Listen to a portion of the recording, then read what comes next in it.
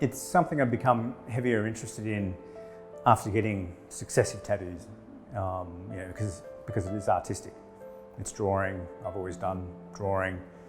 So I thought, well, that's maybe something I could do. But then I was always just going to be in the army for life. It was a career that seemed very closely aligned with who I thought I was or wanted to be. So at best, I thought maybe it'd be a hobby, but But as the years wore on, and when I realised I probably wasn't going to be in the military forever, and by that stage, I started reading more tattooing magazines and going to the library and researching tattooing and the history of it, etc. I started becoming more and more interested. A lot of those pieces of, it's for them, it's associating themselves with the Anzac mythology.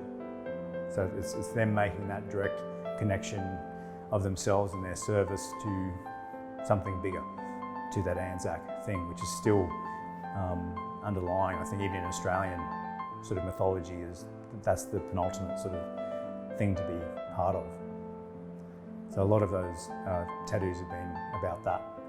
And then the conversations sort of stem, generally about their own service.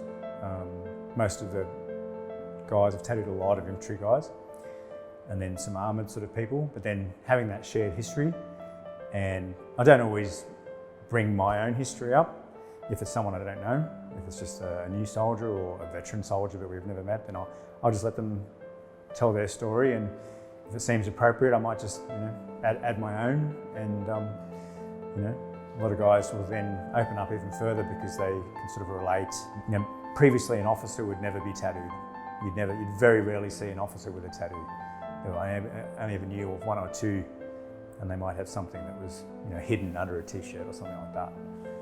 But whereas now I think it's certainly a lot more common, and you see officers with tattoos as well. As you see police with tattoos, as you see other members of the community with tattooing. So it has, I think, been relaxed within the military in that sort of on that side of things. It creates more conversation about tattooing, and it legitimises tattooing even further. Through people having a better understanding, you potentially then allow for empathy.